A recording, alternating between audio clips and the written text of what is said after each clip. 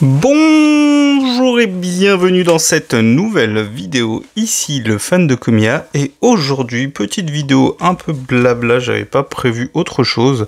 Quand il n'y a pas d'actualité, il n'y a pas d'actualité. J'ai avancé au niveau des taux de drop pour EV9 et du coup la semaine prochaine je pense que je serai en mesure selon ce qui va être ouvert d'ici là.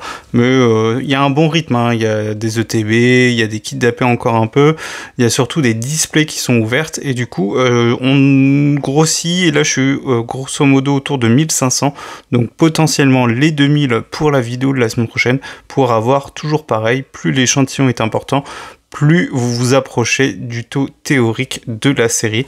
Je rappelle que TCG Player, par exemple, sur les séries, en général, tourne autour de 8000 boosters, ce qui est un échantillon, on va dire, assez convenable. Aujourd'hui, du coup, on va discuter un tout petit peu. J'ai les cartes que je vais faire grader au Gala TCG que je vais déposer chez Collectora. Pour l'instant, il y en a 13. Je ne sais pas s'il y en aura d'autres d'ici là. Mais en tout cas, je voulais faire le point, donc toujours pareil, c'est pas dans l'optique de vendre, après chacun est libre de faire ce qu'il veut, donc je passerai par Collectora pour évidemment les étiquettes, je trouve ça magnifique. Pas de cadre, hein, je pense, il y aura pas d'autres cadres, hein, faut peut-être pas abuser, je l'ai déjà fait pour le Magic House, c'était déjà pas donné. Après je crois de mémoire que dans les cartes qui sont ici, il n'y en a aucune pour lesquelles Collectora propose le cadre, mais après pourquoi pas faire un beau petit présentoir pour les cartes gradées. Ça, je verrai par la suite, notamment parce que il y a le trio de EV2, donc en japonais. Et ça, c'est vrai que ça me ferait plaisir. Donc, on va commencer par ça. Je vous présente les cartes. Vous les connaissez puisque j'en ai déjà parlé dans différentes vidéos. Et après, j'ai trouvé un petit duo pack en magasin. On va ouvrir le duo pack tranquillement, pas les boosters, mais le duo pack pour du coup un peu de contenu. Allez. Et une petite annonce à faire en fin de vidéo aussi, restez jusqu'à la fin. Donc le Hipporoi, ça c'est la promo des coffrets 6.5. Alors pourquoi le Hipporoi? Parce que c'est un Pokémon que j'adore et la carte je la trouve vraiment magnifique. C'est celle du coffret que j'ai ouvert quand j'ai lancé la chaîne, c'était une des premières vidéos. Et elle est pas dégueulasse. Après encore une fois la note c'est pas très important dans cette réflexion de protéger les cartes. Évidemment c'est toujours pareil, on sait jamais si un jour on a besoin de vendre, on a besoin de changer, on veut arrêter la collection ou alors on veut se débarrasser d'une partie de la collection. Bon encore une fois moi si jamais j'avais besoin de sous et qu'il fallait vendre du Pokémon, j'ai ce qu'il faut avant de vendre les cartes. Donc ça c'est bien, c'est un matelas confortable, on va pas se le cacher. Donc les cartes que là je vais faire grader a priori c'est pour garder, hein, c'est pour la collection. Donc je vous tiendrai au courant de toute façon en toute transparence, si jamais un jour j'en vends une, bah, je vous le dirai, je vous tiendrai au courant. Donc en tout cas ce Hipporoi il est magnifique. Bon il n'est pas tip top, c'est à dire que je pense qu'on peut trouver mieux, mais je pense qu'il peut facilement prendre un 9, voire un 9,5, ça c'est quasiment sûr. Le cadrage est pas trop mauvais et la carte est pas abîmée, elle a été slivée, elle a été très peu manipulée. Et au moment de choisir le coffret en magasin, j'avais essayé de faire attention au niveau du cadrage, du front, le bac on peut pas vérifier, mais bon c'est comme ça et je suis pas un expert donc on verra, mais après encore une fois c'est pour protéger et pour sublimer cette carte que je trouve magnifique. Alors il y aura pas le grain parce que même si Amphinobi est très beau, c'est pas un Pokémon que je porte dans mon cœur, donc à choisir je préfère faire grader lui pour roi, mais le Amphinobi est très très beau et je suis sûr que grader avec l'étiquette ça rend super bien. Ensuite le magnifique Trioxide que j'avais pris sur Card Market que j'avais pas fait tomber, et pourquoi j'ai choisi cette carte? Parce que j'adore le travail de Akira Egawa. J'ai regardé dans mes cartes, j'en ai quelques-unes, j'ai le Oyakata, j'ai le Cleopsitra, principalement au niveau des cartes, on va dire premium, ultra, mais c'est celle-ci que je préfère, le Trioxide, même si tout le monde n'est pas fan du Terra Crystal, on va pas revenir là-dessus, mais moi c'est une carte que j'aime vraiment, avec ce côté un peu menaçant des Pokémon, et celle-ci je l'aime vraiment bien. Et Trioxide c'est un Pokémon que j'apprécie un peu, je suis pas vraiment fan, mais c'est une très belle carte et je pense que dans la collection ça peut rendre pas mal. Donc ça me fera une carte de Egawa. On verra par la suite si jamais je fais grader. Le Cleopsitra est pas ouf pour, on va dire, c'est toujours pareil. Bon, on grade pas pour la note, mais si on récupère une note correcte, bah, c'est toujours mieux pour un potentiel, une potentielle transition par la suite, parce que bon, on peut pas dire bah non, je vais garder ça toujours. Bah non, on sait jamais ce qui peut arriver. Donc il faut quand même avoir ça en tête. Et le Oyakata en japonais est pas ouf, et la carte, je vous avoue, je la trouve pas non plus. Elle est belle, hein, mais c'est pas mon illustration préférée. Donc c'est pour ça que je suis resté sur le Trioxide. Ensuite, on a une carte de Jerky, un artiste que j'affectionne, et ça c'est une carte que je trouve vraiment magnifique, avec cette ambiance un peu Miami. Elle est vraiment très belle. Tokoriko, c'est un Pokémon que j'aime bien. Voilà. Pas mon Pokémon préféré, mais c'est un Pokémon que j'apprécie et j'adore la vibe de cette carte. Donc du coup, je suis bien content de faire grader cette carte en japonais. Et pareil, elle est plutôt clean. Je pense que ça va chercher 9, 9,5. Le Trioxide aussi est pas trop mal. J'avais fait une super affaire parce que je l'avais acheté pas longtemps après que la série soit sortie. Mais il y avait une petite accalmie, tout le monde était concentré sur le Pikachu. Et je l'avais eu pour 60 €. Franchement, une super affaire. Et depuis, je crois qu'il est plus de 80-90. J'ai pas revérifié, mais je pense qu'il est pas loin de ça. Donc, je l'ai eu au bon moment. Voilà. Comme quoi, des fois, il y a des affaires qui sont potentiellement intéressantes en début, même si c'est vrai qu'on conseille toujours d'attendre au minimum, on va dire, 2 mois, voire beaucoup plus pour acheter une carte. L'Origilune, celle-ci, je l'avais achetée en boutique. Elle est vraiment très belle. Donc, on est sur Kanda. Donc, une très belle carte que j'aime bien et que du coup, je suis content de faire grader. Elle est vraiment très très belle cette carte et je suis très content de la faire grader. Je la trouve vraiment magnifique et en français elle coûte super cher, donc bon courage pour l'acheter. Mais en japonais, celle-ci je l'ai eu pour 30 € de mémoire et bon, elle vaut pas beaucoup plus.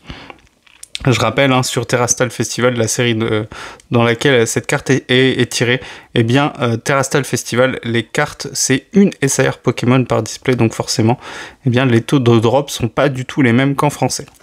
Ensuite, je ne le présente plus, je l'avais acheté au Regional de Lille l'année dernière pour la modique somme de 35 €. À l'époque, ça cotait pas encore et pourtant, c'était déjà une carte très appréciée. 35 € pour une AR en japonais, ça commence à faire partie des cartes les plus chères, hein, parce qu'en général, on tourne plutôt autour des 5 € en France. Évidemment, si vous achetez directement au Japon, on peut avoir moins cher, mais en France, avoir une carte en convention à ce prix, c'est incroyable. Il y en avait un autre, avec le recul, je me demande si j'aurais pas dû le prendre aussi, mais bon, c'est pas grave. Donc celle-ci n'aura pas de cadre, hein, c'est pas grave, hein, il y a celle en français. Évidemment, celle en français, je rappelle, hein, c'est le souvenir. Celle-ci, bon, je l'ai trouvée en convention. Il n'y a pas l'émotion de l'avoir faite tomber en booster. Donc forcément, c'est légèrement différent. Mais protéger une carte aussi belle que celle-ci, moi, je dis oui tout de suite. Et on va passer au plat de résistance avec les cartes de Komiya. Donc pas de cartes communes, peu communes, rares. Je me suis focalisé sur les cartes, on va dire rares, donc les cartes où l'illustration est présente sur toute la face de la carte. Il y en a encore quelques-unes à aller chercher, évidemment, je ne vous dis pas lesquelles, hein, vous les connaissez, hein, parce que les cartes de Komiya, il y en a encore quelques-unes qui me manquent en illustration complète de mémoire, si je ne dis pas de bêtises. Il doit me rester que le Psychoquack de Munch, je ne perds pas espoir, mais évidemment, c'est une carte qui est très très chère. À voir, on verra par la suite si une possibilité se présente, mais je pense que ça sera une carte que je prendrai pour le classeur. Après, c'est vrai qu'en général, comme c'est des promos, elles ont été quand même bien valorisées, bien protégées, donc forcément, trouver un mauvais état, c'est assez rare.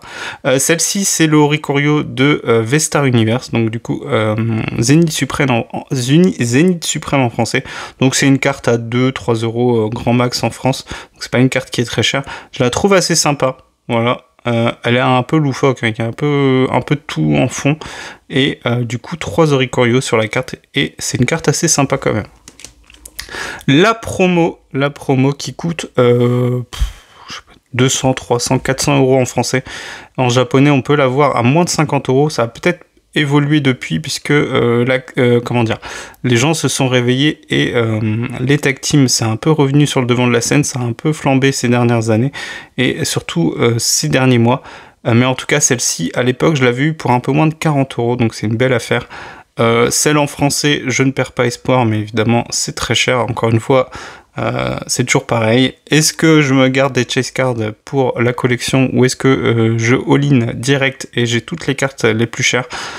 On va se laisser du temps et puis on va essayer de compléter les illustrations au fur et à mesure. Donc en tout cas pour l'instant, pas la carte en français mais en japonais. Et elle est quand même très très belle et elle est assez clean pour une carte qui commence à dater. On est sur 2018. Mais bon, c'est le japonais, c'est toujours en bonne qualité et l'impression est toujours tip top.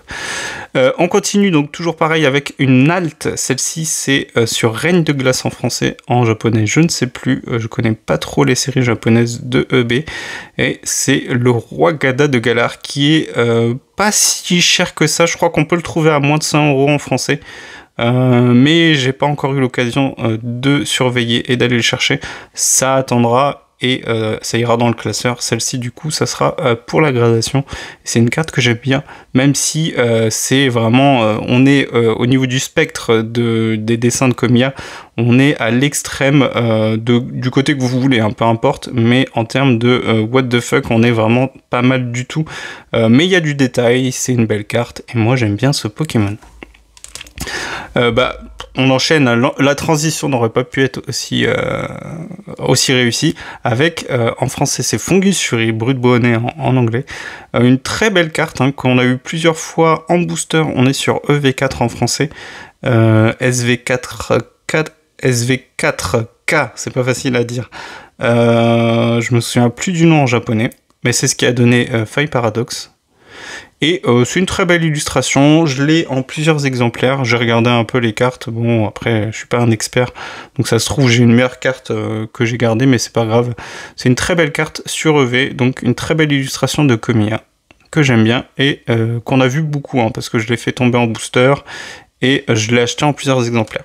On enchaîne avec la triplette, donc du coup, de la ligne évolutive de Baxcalibur, donc en français c'est Glevodo, et c'est un très beau trio, un beau triptyque, donc avec, effectivement, il y avait quelqu'un qui, à l'époque, m'avait fait le commentaire, et c'est vrai que c'était un peu l'évolution en âge.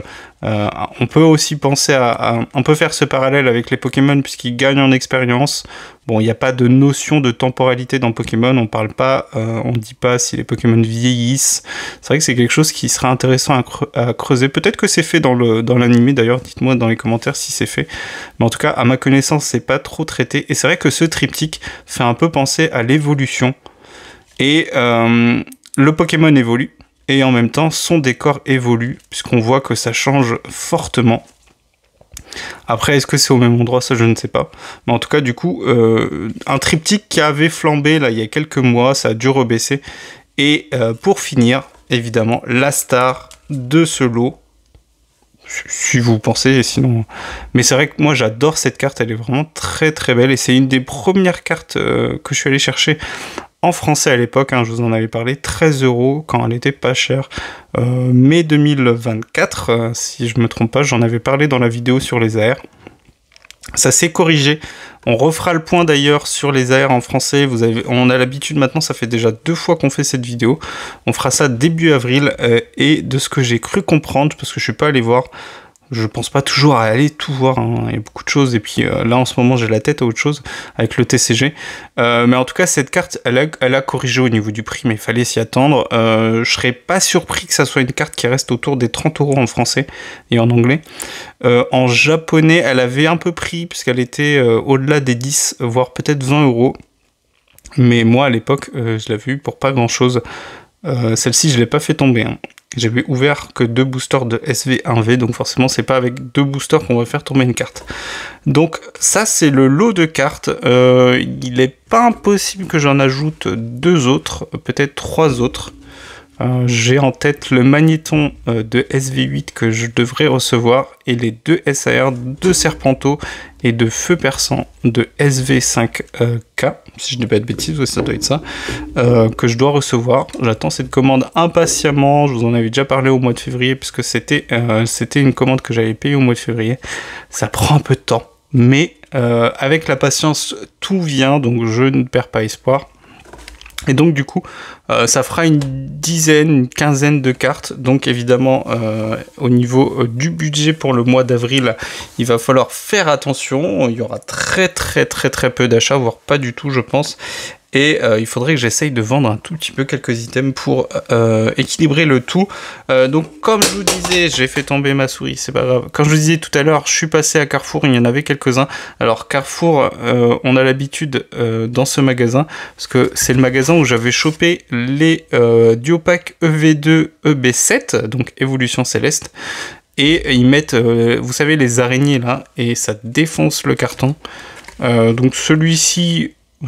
Bon, la vidéo est assez longue, donc je vais pas l'ouvrir maintenant. Mais en tout cas, le Fortusimia très fort dans le TCG. Je me suis mis à TCG Live parce que je veux tester un deck pour le 6 avril, parce que je me suis inscrit, oui, je vous l'avais pas dit, je me suis inscrit à un tournoi de Cup, donc une coupe, qui aura lieu le dimanche 6 avril. Et je suis en train de construire un deck. J'ai passé une commande, il manquait quelques cartes, il me manque une Ace, j'ai pas encore trop fixé mon choix et je voulais tester dans TCG Live, sauf que TCG Live, j'ai beaucoup donné les codes et maintenant j'ai besoin de points pour pouvoir acheter les cartes qu'il me faut, mais évidemment maintenant je galère un peu, donc je fais quelques matchs et j'essaye de, même si j'aime pas du tout TCG Live, c'est pas grave, j'essaye d'y jouer un peu, je me force un peu. Actuellement je joue un deck Dracofeu Roux Carnage que j'ai IRL aussi, donc il faudrait que j'aille le tester aussi. Et le deck que je construis pour le 6 avril, je ne vous en parlerai pas, et je vous en parlerai après le tournoi. Je garde un peu la surprise, mais en tout cas Fortusimia c'est une très bonne carte, donc si vous voulez vous mettre au TCG, ça s'en sert dans quasiment tous les decks, puisque vous avez besoin seulement d'une carte énergie dark, donc sombre, ténèbres, appelez ça comme vous voulez, que vous pouvez aller chercher du coup avec des items. Et à chaque tour, vous pouvez déplacer des marqueurs de dégâts qui sont sur vos Pokémon à vous vers les Pokémon de l'adversaire. Donc ça peut vous permettre de mettre KO un Pokémon. Et ça combotte aussi pas mal avec le Noctunoir, la ligne évolutive du Noctunoir, qui est très populaire, qui est dans plein de decks. Enfin bref. Du coup, je vais finir la vidéo avec la petite annonce. Il s'avère que la vidéo d'aujourd'hui, donc celle que vous êtes en train de voir, c'est la 199e vidéo. Et oui, ça commence à faire depuis juillet 2024, quand j'ai commencé la chaîne. Et donc du coup, la vidéo de lundi, ça sera la 200e chaîne.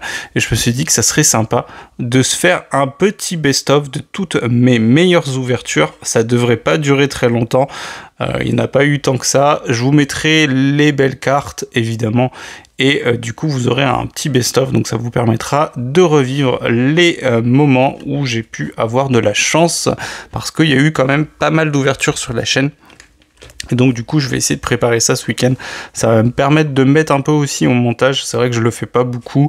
Un peu par perte de temps, par manque de savoir, et aussi parce que le principe de la chaîne c'était de limiter l'investissement, pas en termes de travail, mais en termes on va dire d'édition de vidéo, parce que je me suis pas encore lancé dedans, donc forcément c'est plus facile de ne pas se lancer dedans. Mais c'est vrai qu'avec le recul, je me dis qu'il faudrait peut-être que j'apprenne 2-3 trucs, pourquoi pas par la suite, ça pourrait me servir. En tout cas, je vais essayer de faire ça ce week-end, ça devrait pas être trop compliqué, je devrais y arriver, et du coup n'hésitez pas à me dire ce que vous en pensez. Et on se dira à bientôt. La semaine prochaine, du coup, l'auto-drop avec, je l'espère, 2000 boosters. Ça serait bien. Un bon échantillon, comme il faut. Et on fera le bilan des ETB, des AR. Et aussi, je vous ferai le bilan des cartes parce que ça fait un petit moment. Et il y en a quand même pas mal. Et il y en a des très belles avec beaucoup de Kamiya, vous allez voir, pour changer. Allez, on se dit à bientôt. Je vous souhaite un bon week-end. Ciao!